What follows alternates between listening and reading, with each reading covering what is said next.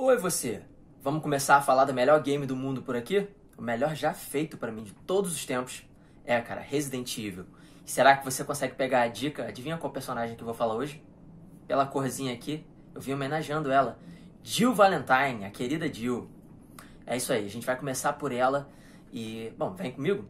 Não antes de deixar o seu like e se inscrever no canal, que a gente vai inaugurar aqui outro grande universo zumbi. Pra quem não sabe, a gente fala muito de Walking Dead. Somos muito fãs por aqui. Então, se você não conhece meu trabalho, sou o psicólogo Hudson Brandão. Dá uma olhada aí nos outros vídeos, te convido. Mas vamos embora pra Jill. Resident Evil.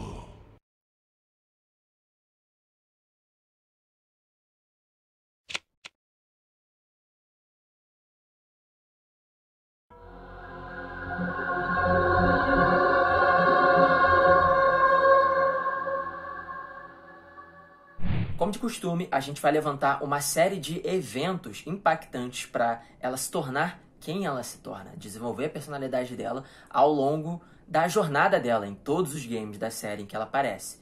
E para a gente entrar nesses detalhes, eu quero começar falando de uma polêmicazinha de leve. Aliás, eu vou falar em mais de uma polêmica, tá? Mas para começar de leve aí, eu quero falar do rumor / informação que não foi oficialmente confirmada pela Capcom, de que o pai dela seria lá o Dick Valentine, que é um ladrão famoso dos anos 80. E aí ela teria aprendido com ele, tem todas aquelas teorias, né, a arrombar cofres e fechaduras, sendo inclusive conhecida por esse apelido dentro da sua equipe alfa, dos Stars, tendo um apelido lá de a destravadora de portas.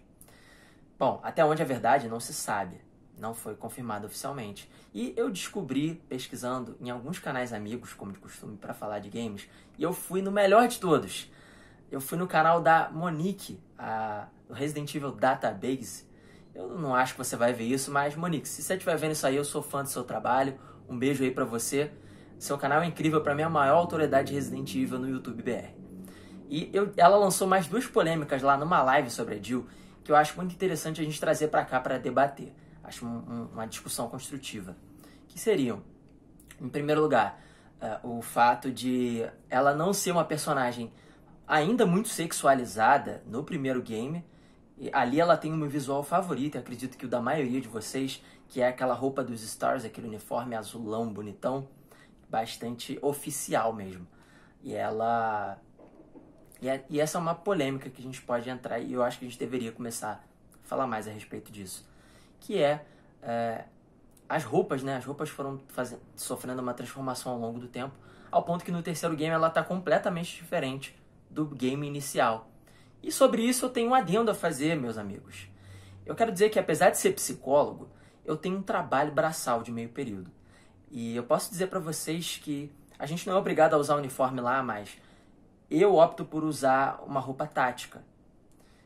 E eu posso afirmar que essa roupa tática faz toda a diferença entre eu me machucar e não me machucar. E eu já experimentei ir com uma roupa mais informal, como a da Jill do terceiro game, e essa roupa tática, que é o que eu uso geralmente, uma roupa fechada, com calça fechada, e isso evitou, sim, lacerações na minha pele, muitas vezes, machucados maiores. Então, esse é um debate que faz sentido. A tal da roupa tática faz muito mais sentido para as personagens mulheres guerreiras do que roupas curtas, roupas para agradar o público masculino. Essa é uma coisa que os gamers vão ter que superar. Ah, e uma outra característica interessante que a Monique levantou lá no debate dela, antes que eu me esqueça, na super live da Jill, que eu acho que contribui muito, é o fato do repertório comportamental dela incluir uma característica que faz total sentido, considerando o contexto dos Stars, da equipe que ela frequentava, que ela era parte integrante, fundamental, né?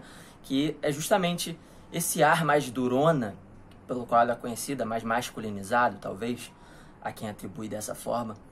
Mas isso, na verdade, faria todo sentido, porque pode ser só uma autodefesa, uma postura de defesa, ou de imposição, como a Monique fala lá, ou pode ser também traços comportamentais que ela incorporou porque estava no meio em que esse tipo de comportamento era normal, que as pessoas se comunicavam, a linguagem entre elas era dessa forma, né? Linguagem entre os militares, no caso. O que pode ter feito com que ela naturalmente tenha desenvolvido uma personalidade mais voltada para tática, para ação.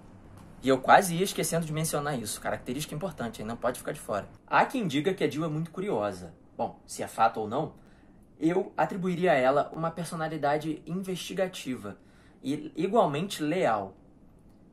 Tem algumas características, né, que os 4 protagonistas, que vocês conhecem muito bem, vão compartilhar entre si. Eles são, afinal, militares de elite. E eles se destacam em algumas dessas características. Mas uma característica pelo menos, é a essência de cada um. E que eu vou destacar ao longo dos 4 vídeos, porque sim, eu vou analisar os 4. Boa notícia para vocês. Mas na Jill, eu destacaria, além dessa lealdade que é vista em todos eles, pelos seus companheiros, seus parceiros de equipe tática, que vão muito além disso, né, dessa função, são amigos, são irmãos, eu até diria. Eles compartilham uma irmandade. Um salva a vida do outro diversas vezes. A Jill, ela é muito... ela é de um altruísmo abnegado, sem igual. O que fica claro já na primeira cutscene, assim que eles adentram a mansão no primeiro jogo, em que a Jill vai falar lá pro Wesker, né, os pensamentos dela, pro Wesker e pro Barry, aquela fala em que fica muito claro que ela não hesita, ela não pensa 2 vezes, ela quer sair para resgatar o Chris, quando ela percebe, assim que ela nota que ele não tá junto com o trio ali.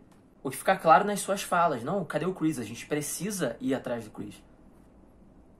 E sendo impedida por Wesker, que a gente já sabe onde ia dar, com toda aquela tramóia dele, já iniciando ali, querendo separar o time mesmo. Culminando, por fim, essa lealdade com uma outra característica fundamental, que é a tendência ao autossacrifício, maior do que todos os outros, talvez, da saga. Afinal, ela pula da janela, se jogando junto com o Wesker de um precipício para salvar o Chris. Pro desespero aí de muitos fãs, assim como eu, que acharam que poderia ser o fim da personagem na série.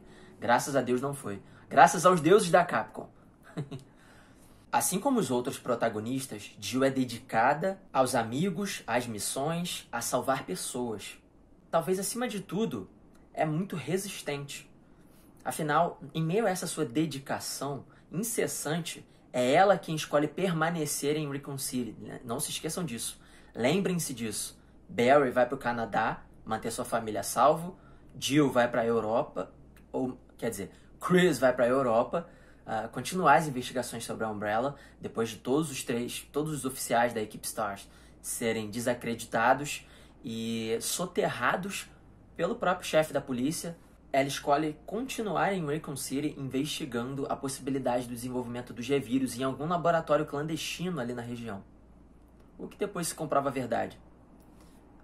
Graças a isso, ela passa aquele perrengue na mão do Nemesis no Resident Evil 3. Icônico. Onde ela prova também ter um pensamento muito ágil para bolar estratégias rápidas de escapatória. Afinal, o Nemesis não dá descanso. Quem jogou Resident Evil 3 na época sabe o desespero que é você fugir daquela coisa que fica atrás de você e surge do nada, destruindo parede, caindo na sua frente e tentando te pegar a todo custo, até os infernos, até o fim do mundo. É um negócio assustador. Para qualquer criança, para qualquer pessoa que jogasse na época, era sem igual. Infância inesquecível, meu Deus do céu. E a gente corria demais dele, e ela sempre bolava alguma coisa, chegando até pular num rio, todo contaminado lá, quando ele a cerca numa ponte. Fugir, inclusive fugir junto com o Carlos Oliveira por porão de bar, por saída de ar, e por aí vai. Estratégias não faltam no repertório da Jill Valentine. Mostrando uma resiliência sem igual, ela resiste ao T-Vírus, sendo infectada pelo Nemesis em todos esses encontros, ou melhor, em um desses encontros derradeiros, e sendo salva por Carlos, que garante a ela o antivírus, que mantém o T-Vírus adormecido em seu corpo, o que depois é aproveitado de maneira covarde por Wesker, que vai se utilizar dos anticorpos que ela desenvolve no quinto game para manter os vírus que ele está desenvolvendo lá com o Ouroboros sob controle. A Jill apresenta uma capacidade de resistência fantástica, porque, além de sobreviver à queda do penhasco, ela tem um vírus do Wesker sendo injetado diretamente no peito dela através daquela aranha mecânica que ela vai resistir quando ela está lutando com o Chris, que vai falar com ela, tentando trazer à tona a sua memória, e ela vai conseguir. Ela acessa as memórias afetivas que ela tem com o parceiro e toda a história deles. E ela resiste ao vírus e consegue burlar o controle do Wesker, que tem que aumentar e muito a dosagem, que já é injetada incessantemente na pobre protagonista. Só assim ele consegue retomar o controle. E após isso, após ter o controle de si retomado, vocês pensam que ela foi descansar? Claro que não. Não seria Jill Valentine se ela fosse simplesmente descansar, né? Ela desmaia, mas acorda e vai junto com um agente da BSAA que treinou a Sheva de helicóptero salvar a Sheva e o Chris e auxiliar na missão de dar um fim de uma vez por todas no patife do Wesker, que dá muito certo. Provando, aliás, mais uma vez que desconhece limites quando se trata de salvar os seus amigos.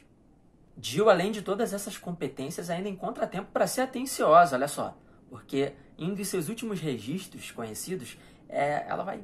É justamente uma carta que ela vai oferecer para o Barry, né? Seu grande amigo também, quase uma figura paternal da equipe Stars, que serviu ali originalmente com ela, onde ela vai, inclusive, dar dicas de paternidade para ele com as meninas, né? As filhas dele, falando sobre como ela mesma já foi uma adolescente difícil na vida, e perguntando como é que estava a família, e se importando em dar notícias dela, dizendo que estava com saudade do amigo.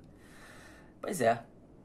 E inclusive informando que estaria sendo tratada pela BSAA, possivelmente, para lidar com todas essas substâncias que entraram em contato com o seu organismo, consequências do último jogo. A vida não é fácil nem para Jill Valentine. Entre os acontecimentos essenciais para a formação da heroína estão a sobrevivência à mansão no primeiro game e ser treinada para isso, em primeiro lugar, né, tendo servido ao exército dos Estados Unidos, onde ela se destacava nas atividades de tiro. Ela era muito habilidosa nisso. Além do arrombamento, de ser boa em destravar portas e fechaduras. O que lhe garantiu uma posição de, inclusive, tomar conta dos equipamentos dos Stars. Ela era boa com essas coisas. Os inúmeros confrontos com o Wesker e suas traições. A fundação da BSAA, ao lado de Chris. A relação com o Redfield mais velho, que é bem interessante. Inclusive, adoraria ver um relacionamento entre esses dois, hein? E aí, o que vocês acham? Sobreviver ao T-Vírus. Olha como ela é durona. Sobreviver ao controle mental, entre outros eventos, dos quais pouco se sabe, antes do primeiro game, por exemplo. E depois desse quinto game aí, derradeiro, com o Chris, que a gente vai ter muito poucas atualizações sobre ela, ou quase nenhuma, né? Mikami deixou ela descansar, deixou ela quietinha, lamentavelmente. Adoraria ver o retorno dela. Mas e aí, e você? O que você acha disso tudo que eu tô falando? Adoraria ver o retorno da Jill assim como eu? Gosta dela? É fã que nem eu? Diz pra mim o que você acha dela aí nos comentários, o que você achou desse vídeo. Sugere personagens, me fala seus pensamentos. Eu tô por aqui, vamos conversar. No mais é isso, deixa o seu like. É um prazer ter sua presença por aqui. Se inscreve no canal se você gostou pra mais, porque os outros personagens estão vindo aí. Vou falar de todos. Eu amo Resident Evil. Me aguardem.